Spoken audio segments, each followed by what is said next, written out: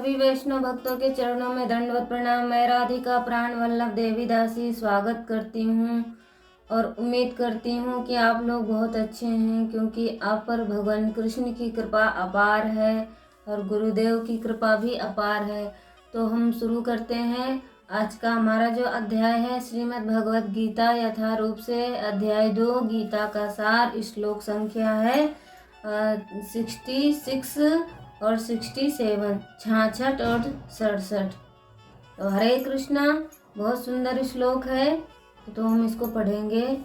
पढ़ने से पहले मंगलाचरण। ओम ज्ञानां तिमिरान्धस्य ज्ञानाञ्जनं शलाकया चक्षुरुन्मीलितं येन तस्मै श्री गुरुवे नमः।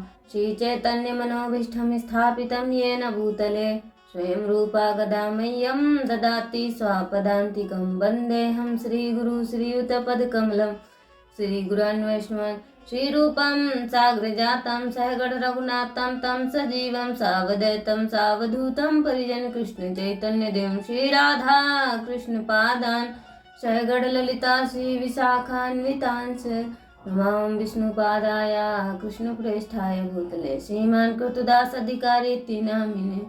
नमामि विष्णुपादाय कृष्णप्रेष्ठाय भूतले श्रीमते भक्ति वेदांत स्वामिनिति नामिने। नमस्ते सरस्वती देवे गौरवाणी प्रचारिणे निर्विशेष शून्यवादी पाश्चात्य देश तारिणे। नमो महावदन्याय कृष्ण प्रेम प्रदायते कृष्णाय कृष्ण चैतन्य नामिने गौरतुसे नमः। जय श्री कृष्ण चैतन्य प्रभु नित्यानंदना श्री अद्वैत गदाधर श्रीवासादि गौर भक्त वृंद। हरे कृष्ण कृष्ण कृष्ण हरे हरे, हरे राम राम राम हरे हरे। जगत गुरु श्रील प्रभुपाद की जय, अनंत कोटि वैष्णव भक्त वृंद की जय, श्रीला गुरु महाराज की जय, प्रभुपाद जी की जय, श्रीमद् भगवद गीता की जय। नास्ति बुद्धि आयुक्तस्य नाचा आयुक्तस्य भावना नाचा अभावयता शांति अशांतस्य कुता सुखम्। इंद्रियाणां हि चर्तां यत् मना अनुविधीयते तत् अस्य हरति प्रज्ञां वायुनवम् इव अभ्यसी। नास्ति बुद्धि आयुक्तस्य नाचा आयुक्तस्य भावना नाचा अभावयता शांति अशांतस्य कुता सुखम्। इंद्रियाणां हि चरतां यत् मना अनुधीयते तत् अस्य हरति प्रज्ञां वायुनवम् इव अभ्यसी। नास्ति बुद्धि आयुक्तस्य नाचा आयुक्तस्य भावना नाचा अभावयता शांति अशांतस्य कुता सुखम्। इंद्रियाणां हि चरतां यत् मना अनुविधीयते तत् अस्य हरति प्रज्ञां वायुनवम् इव अभ्यसी। हरे कृष्णा। जगत गुरु श्रील प्रभुपाद की जय, अनंत कोटि वैष्णव भक्त वृंद की जय। तात्पर्य अनुवाद श्रीला प्रभुपाद के द्वारा। श्रीला प्रभुपाद की जय, गुरु महाराज की जय। तो भैया मैं आपसे आज्ञा मांगती हूँ कि मुझे आज्ञा दीजिए, मैं आपकी वाणी को बोलने का प्रयास करूंगी। मुझे बहुत सारी त्रुटि होंगी तो क्षमा कीजिए। जो कृष्ण भावना व्रत में परमेश्वर से संबंधित नहीं है, जो कृष्ण भावना भावित में परमेश्वर से संबंधित नहीं है, उसकी ना तो बुद्धि दिव्य होती है ना ही मन स्थिर होता है। जो कृष्ण भावना भावित में नहीं है उसकी बुद्धि ना स्थिर होती है और ना वो दिव्य होता है। जिसके बिना शांति की कोई संभावना नहीं है। शांति के बिना सुख भी कैसे हो सकता है? तो सुख हमें कैसे होगा? जब तक शांति नहीं होगी तब तक सुख नहीं होगा। तो शांति के बिना सुख नहीं हो सकता। जो कृष्ण भावना भावित नहीं है, परमेश्वर से संबंधित, उसकी बुद्धि नहीं है तो उसकी बुद्धि दिव्य नहीं होती, उसका मन स्थिर नहीं होता। और जिसका मन स्थिर नहीं है और उसको शांति है ही नहीं, और शांति के बिना सुख भी नहीं है। शांति के बिना कोई सुख नहीं है। जिस प्रकार पानी में तैरती नाव को प्रचंड वायु दूर बहा ले जाती है, उसी प्रकार विचारशील इंद्रियों में से कोई एक जिस पर मन निरंतर लगा रहता है मनुष्य की बुद्धि को हर लेती है। तात्पर्य श्रीला प्रभुपाद के द्वारा। श्रीला प्रभुपाद की जय। गुरु महाराज की जय। कृष्ण भावना भावित हुए बिना शांति की कोई संभावना नहीं हो सकती। अतः 5वें अध्याय के 29वें श्लोक में इसकी पुष्टि की गई। जब मनुष्य यह समझ लेता है कि कृष्ण ही यज्ञ तथा तपस्या के फल उत्तम फलों के एकमात्र भोक्ता हैं और समस्त ब्रह्मांड के स्वामी हैं तथा वे समस्त जीवों के असली प्रिय हैं, तभी उसे वास्तविक शांति मिल सकती है। शांति कैसे मिलेगी? जब मनुष्य को पता हो जाए कि सभी चीजों के भोक्ता कौन है, यज्ञ के भोक्ता कौन है, उसके स्वामी कौन है, स्वयं श्री कृष्ण है, तभी उसको समस्त जीवों को मतलब शांति मिल सकती है। और समस्त जीवों के असली मित्र कौन है? समस्त जीवों के असली मित्र कौन है? समस्त जीवों के असली मित्र सिर्फ और सिर्फ भगवान श्री कृष्ण हैं। उनसे ही वास्तविक शांति मिल सकती है। अतः यदि कोई कृष्ण भावना भावित नहीं है तो उसके मन का कोई अंतिम लक्ष्य नहीं हो सकता। अगर कोई कृष्ण भावना भावित नहीं है, कृष्णा की सेवा नहीं कर रहा है, तो उसके जीवन का जो अंतिम लक्ष्य है उसको नहीं मिल सकता। मन की चंचलता एकमात्र कारण अंतिम लक्ष्य का अभाव है। जो मन की चंचलता है उसका अंतिम कारण क्या है? अंतिम जो लक्ष्य है उसका अभाव। जब मनुष्य को यह पता चल जाता है कृष्ण ही भोक्ता है, कृष्ण ही स्वामी है तथा सबके मित्र हैं, तो स्थिर चित्त होकर शांति का अनुभव किया जा सकता है। अतः जो कृष्ण से संबंध न रखकर कार्य में लगा रहता है वह निश्चय ही सदा दुखी व अशांत रहेगा। जो कोई भी कार्य करता है और कृष्ण से संबंध नहीं रखता है वो क्या है? सदैव दुखी रहेगा और अशांत रहेगा। वो सदैव दुखी और अशांत रहेगा, भले ही वह जीवन में शांति तथा आध्यात्मिक उन्नति की कितना ही दिखावा क्यों न कर ले। तो अशांत और दुखी कौन रह सकता है? जो हर कार्य को केंद्र में कृष्णा को नहीं रखेगा वो कभी सुखी हो ही नहीं सकता और उसका मन शांत नहीं हो सकता है, भले ही वह कितना ही जीवन में आध्यात्मिक उन्नति का दिखावा क्यों न कर ले। कृष्ण भावनामृत स्वयं प्रकट होने वाली शांतिमयी अवस्था है जिसकी प्राप्ति कृष्ण के संबंध से ही हो सकती है। यदि समस्त इंद्रियां भगवान की सेवा में ना लगी रहें और यदि इनमें से एक भी अपनी तृप्ति में लगी रहती है तो वह भक्त को दिव्य प्रगति के पथ से विपथ कर सकती है। जैसे कि अम्बरीश महाराज के जीवन में बताया गया है, समस्त इंद्रियों को कृष्ण भावनामृत में लगाना चाहिए, क्योंकि मन को वश में करने की यही सरल विधि है। मन को वश में करने की सरल विधि क्या है? अपने मन की अपनी जो सभी इंद्रियां हैं वो इंद्रियों को कृष्ण की सेवा में लगा देना चाहिए, तभी हम सुखी हो पाएंगे और मन की शांति भी मिल पाएगी। अन्यथा हमें कोई शांति कभी प्राप्त होने वाली नहीं है और तो नहीं है।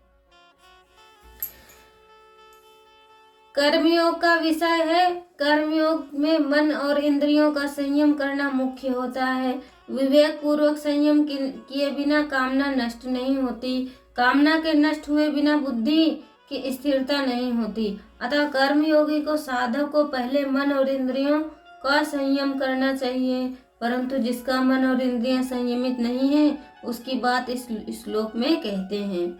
नास्ति बुद्धि युक्तस्य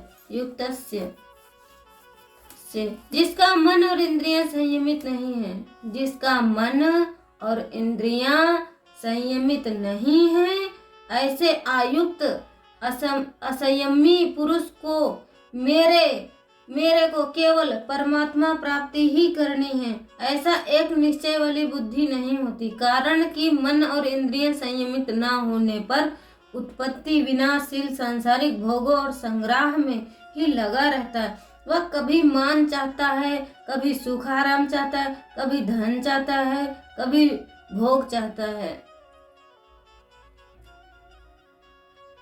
जो अभक्त है उसके गुण क्या बताए जा रहे हैं कि उसकी इंद्रियां संयमित ना होने से वह उत्पत्ति, विनाशशील सांसारिक भोगों और संग्रह में ही लगा रहता है। वह कभी क्या चाहता है, कभी मान चाहता है, कभी सुख चाहता है, कभी आराम चाहता है, कभी धन चाहता है, कभी भोग चाहता है। इस प्रकार उसके भीतर अनेक तरह की कामनाएं होती रहती हैं, इसीलिए उसकी बुद्धि एक निश्चय वाली नहीं होती है। जो अभक्त है उसकी बुद्धि एक निश्चय वाली नहीं होती है। अहंता, मैंपन का परिवर्तन हुए बिना इंद्रियां वश में नहीं हो सकती। इंद्रियों को वश में किए बिना एक निश्चय वाली बुद्धि नहीं होती। यदि अहंता का परिवर्तन हो जाए तो मैं साधक हूँ और साधन करना ही मेरा काम है, तो मन इंद्रियां अपने आप वश में हो जाती और उनको वश में करना नहीं पड़ता, उनको वश में नहीं करना पड़ता। नाचा युक्तस्य भावना, जिसकी बुद्धि व्यवसायत्मिका नहीं होती उसको मेरे को तो केवल अपने कर्तव्य का पालन करना है, उसकी फल की इच्छा, कामना, आसक्ति आदि का त्याग करना, ऐसी भावना नहीं होती। ऐसी भावना ना होने के कारण अपना ध्येय स्थिर ना होना। नाचा भव्यता शांति ही, अपने कर्तव्य के परायण नहीं होता उसको शांति नहीं मिल सकती। नाचा भावयता शांति, जो अपने कर्तव्य के परायण नहीं होता है उसको शांति नहीं मिल सकती है। जैसे साधु, शिक्षक, ब्राह्मण, क्षत्रिय, वैश्य, शूद्र आदि आदि अपने कर्तव्यों में तत्पर नहीं रहते तो उनको शांति नहीं मिलती। कारण है कि अपने कर्तव्यों के पालन में दृढ़ता न रहने से ही अशांति पैदा होती है। अशांति कैसे पैदा होती है? जो जो अपना अपना ऐसे लगे रहते हैं उनको शांति नहीं मिल सकती। अशांतस्य कुतः सुखम, जो अशांत है वह सुखी कैसे हो सकता है? जो अशांत है वो सुखी कैसे हो सकता है? कारण है कि उसके हृदय में हरदम हलचल होती रहती है। अशांतस्य कुतः सुखम, जो अशांत है वह सुखी कैसे हो सकता है? कारण कि उसके हृदय में हरदम हलचल होती रहती है। बाहर से उसको कितने ही अनुकूल भोग आदि मिल जाएं भी उसके हृदय में हलचल नहीं मिट सकती। तो जो एक अशांत व्यक्ति होता है उसके हृदय में हमेशा हलचल रहती है। उसको बाहर तरीके से चाहे कितना भी उसके पास बड़ा घर हो और बड़ी गाड़ी हो, उसके पास नौकर हो और बहुत बड़े बड़े फैक्ट्री हो, लेकिन उसके अंदर जो अशांति है, मन में हलचल हो रही है, तो वो सुखी नहीं हो सकता। वो सुखी नहीं हो सकता। एक जो बड़ा आदमी होता है वो ऊपर से उसके पास देखा होगा कितनी सारी गाड़ियां होंगी, कितना बड़ा घर होगा, बच्चे अच्छे स्कूल में पढ़ रहे होंगे, लेकिन वो अंदर से दुखी होगा। वो अंदर से दुखी होगा। उसके पास चाहे बैठ के देखो, उससे बात करके देखो, लेकिन वो अंदर से दुखी होगा, वो सुखी नहीं होगा। क्यों? क्योंकि उसका मन है जो अशांत है। और मन शांत कैसे होगा? बिना कृष्ण भावना भावित मन हमारा शांत नहीं हो सकता है। मनुष्य को यह जन्म केवल परमात्मा प्राप्ति के लिए मिला है। मनुष्य का जो यह जन्म है वो केवल परमात्मा प्राप्ति के लिए मिला है। अतः मुझे जो केवल परमात्मा प्राप्ति ही करनी है, चाहे जो हो जाए। ऐसा अपना ध्येय दृढ़ होना चाहिए। ध्येय दृढ़ होने से साधक की अहंता से भोगों का महत्व मिट जाता है। महत्व हट जाने से व्यवसायत्मिका बुद्धि दृढ़ हो जाती है। परंतु जब तक व्यवसायित्मिका बुद्धि दृढ़ नहीं होती तब तक उसकी क्या दशा होती, इसका वर्णन यहाँ कर रहे हैं। इंद्रियाणाम ही चरताम यान्मो विधीयते। जब साधक कार्य क्षेत्र में सब तरह का व्यवहार करता है तब इंद्रियों के सामने अपने अपने विषय ही आते जाते हैं। उनमें से जिस इंद्रिय का अपने विषय में राग हो जाता है वह इंद्रिय मन को अपना अनुगामी बना लेती है। अतः मन उस विषय का सुख भोग करने लग जाता है, अर्थात मन में सुख बुद्धि भोग बुद्धि पैदा हो जाती है।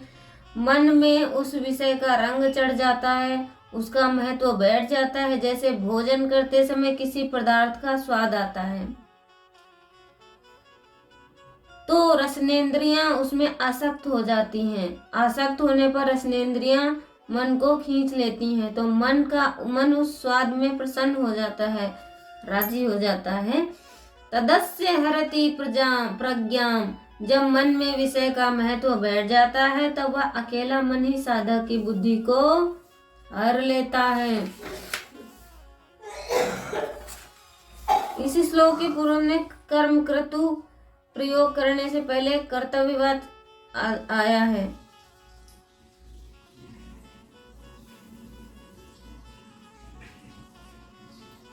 यह इंद्रियों तब यहाँ पर वार्ता को कर्म उद्भव किया जाता है। इससे कर्म लेकर जो कार्य करते हैं वे सभी कार्यकर्ता को लेकर हो जाते हैं। यह मन की मुख्यता दिखाने के लिए, अर्थात इंद्रियों के बिना मन ही सब कुछ करता है, यह दिखाने के लिए कर्म रूप मन को कर्ता बना दिया गया। मन प्रथम पुरुष होने से प्रथम पुरुष अनुविधीयते क्रिया का प्रयोग हुआ है। अब जो कर्ता वाचक कर्ता इंद्रियां हैं उसकी आवश्यकता ना होने से कर्ता हटा दिए गए।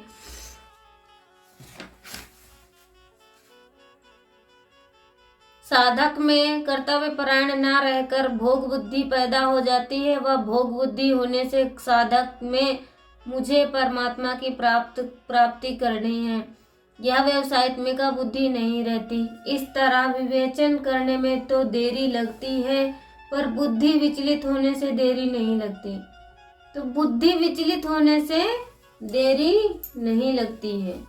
बुद्धि तो विचलित और कोई कार्य को होने में देरी लग सकती पर बुद्धि को विचलित होने में देरी नहीं लगती।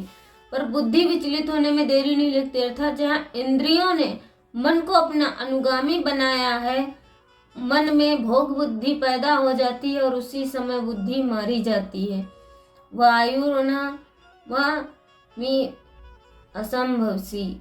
वह बुद्धि किस तरह हर ली जाती है इसको दृष्टांत रूप में समझाते हैं। जल में चलती हुई नौका को वायु जैसे हर लेती है ऐसे ही मन बुद्धि को हर लेता है। जैसे कोई मनुष्य नौका के द्वारा नदी या समुद्र को पार करते हुए अपने गंतव्य स्थान को जा रहा है, उसी समय नौका में विपरीत वायु चलती है तो वह वायु उस नौका को गंतव्य स्थान से विपरीत ले जाती है। ऐसे ही साधक व्यवसायित्मिका बुद्धि रूप नौका पर आरूढ़ होकर संसार सागर को पार करता हुआ परमात्मा की तरफ चलता है तो एक इंद्रिय जिस मन को अपना अनुगामी बनाती है वह अकेला मन ही बुद्धि रूप को नौका को हर लेता है, अर्थात उसे संसार की तरफ ले जाता है। इससे साधक के विषयों में सुख बुद्धि और उनके उपयोगी पदार्थों में महत्व बुद्धि हो जाती है। वायु नौका को दो तरह से विचलित करती है। वायु नौका को दो तरह से विचलित करती है। नंबर एक क्या है? नौका को पथ भ्रष्ट कर देती है अथवा जल में डुबो देती है। नौका को पथ भ्रष्ट कर देती है, जल में डुबो देती। परंतु कोई चतुर नाविक होता है, वह वायु की क्रिया को अपने अनुकूल बना लेता है, जिससे वायु नौका को अपने मार्ग से अलग नहीं ले जा सकती, प्रत्युत उसको गंतव्य स्थान तक पहुंचाने में सहायता करती है। ऐसे ही इंद्रियों के अनुगामी हुआ मन बुद्धि को दो तरह से विचलित करता है। परमात्मा प्राप्ति के लिए निश्चय को दबाकर भोग बुद्धि पैदा कर लेता है अथवा निषिद्ध भोगों में लगाकर पतन करा देता है। परंतु जिसका मन और इंद्रियां वश में होती है उसकी बुद्धि मन को विचलित नहीं करता, प्रत्युत परमात्मा के पास पहुंचाने में सहायता करता है। दूसरे अध्याय का पराशिष्ट भाव क्या है यहाँ पे कि यहाँ शंका हो सकती है कि प्रस्तुत श्लोक में यत और तत् पदों में इंद्रियों को न लेकर मन को क्यों लिया गया है, अर्थात इंद्रियों को बुद्धि हरण करने वाली न बात बताकर मन को बुद्धि का हरण करने वाले को क्यों बताया गया। इसका समाधान है कि इसी अध्याय के मन को हरण करने वाली बुद्धि बताया गया है और तीसरे अध्याय में मन से बुद्धि सूक्ष्म श्रेष्ठ बलवान बताया गया है। इससे सिद्ध होता है कि इंद्रियां मन का हरण करती हैं और मन बुद्धि का हरण करता है। तो जो हमारे अंदर की इंद्रियां है ना, जैसे हमें कुछ खाना है तो जो इंद्रियां हैं वो मन का हरण करती हैं और जो मन है, मन क्या करता है, वो मन बुद्धि का हरण करता है। दूसरी बात, बुद्धि को हरने के लिए विषयों में मन ही मुख्य है, इंद्रियां नहीं। कारण है कि जब तक किसी इंद्रियों के साथ मन नहीं रहता तब तक उस इंद्रियों को अपने विषय में ज्ञान नहीं होता। अधिष्ठाय मनश्चायं विषयानु उपसेवते।